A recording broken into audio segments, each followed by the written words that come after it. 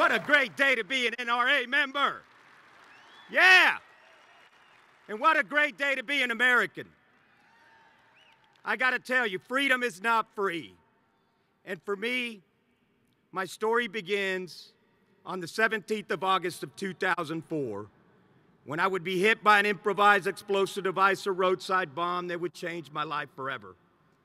Now, before I begin my story, I want to thank the NRA, Bushnell, 5-1 Tactical for not leaving us behind on the field of battle, so help us God.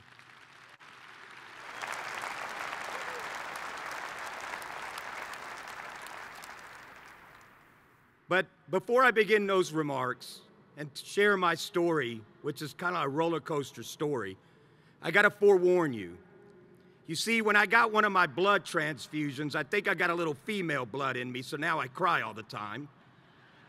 So for the ladies in the room, that's very special in my heart and soul. My wife likes that emotion about me. But one thing is clear.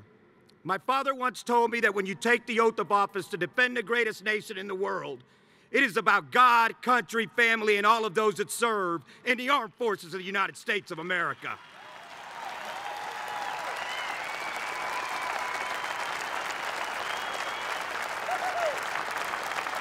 To defend the greatest freedom in the world, and for us to be able to have the right to bear arms in this great nation.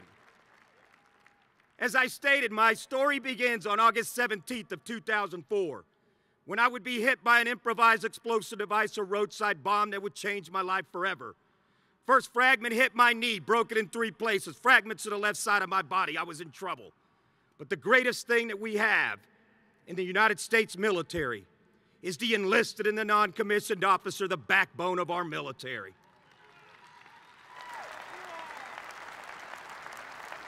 On that day, they would save my life. Combat medic pulls me out, puts me on 128-degree pavement. First thing that he says to me is, "Man, Major, you're hurt bad." If you've ever taken CPR, don't ever tell the patient that, by the way. But the thing about that young man is he took his training seriously, just like all of us do that take that oath.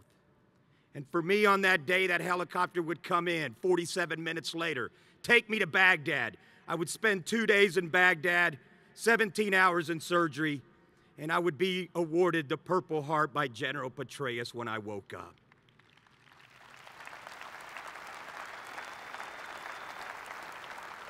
From Baghdad, I would go to Germany, Walter Reed, Brooke Army Medical Center.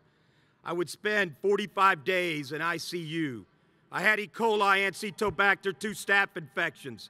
Went from 195 to 118 pounds. But there was something special about that moment that I faced, that near-death experience. It would be the Vietnam veterans of America who would come in my room along with other veterans. And they would tell me one thing: the mistakes that were made on us will not be made on you, young man.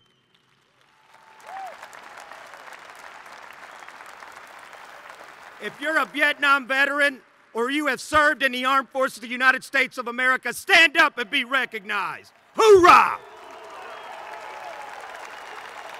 Thank you for your service.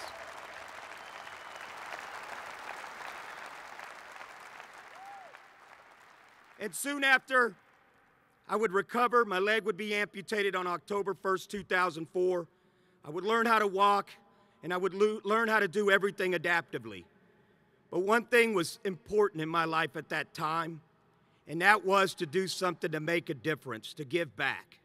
I would join Major Dan Rooney, the F-16 fighter pilot PGA golf professional with the Folds of Honor Foundation.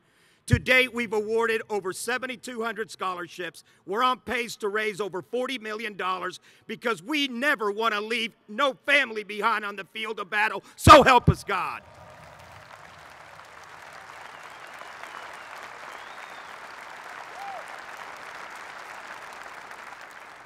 And so as I end my remarks, I want to tell all of you, please support the NRA. Please support my friends at Bushnell and 511 Tactical. They are making a difference in the lives of those that serve. But more importantly, I want to tell you something inspirational that changed me and inspired me to join the military. It was President Ronald Reagan who tells the story of Private Martin Treptow, a barber who enlisted with the Iowa National Guard. Mr. Treptow was killed in World War I while delivering a message between battalions. Martin's diary was found on his body, and on the flyleaf under the heading "My Pledge," he wrote these words: "America must win this war. Therefore, I will work, I will save, I will sacrifice, I will endure, I will fight cheerfully and do my utmost as if the issue of the whole struggle depended on me alone." I tell you those words because that's what inspires all of us to be Americans, to have the right to bear arms, to understand that we have a Constitution, and to never leave anyone behind on the field of battle, because together we're making a difference in the lives of those that serve.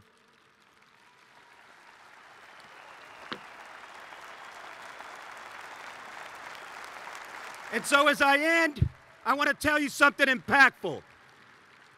It was General Peter Pace, the former Joint Chiefs, who would tell me something important. He would tell me at Brooke Army Medical Center, "Major, always remember that on that day you didn't lose that leg. On that day you sacrificed it for your country and for everyone in this nation to be free. Continue to sacrifice your time, your resources to ensure that we can always have our right to bear arms." God bless the United States of America. Hoorah!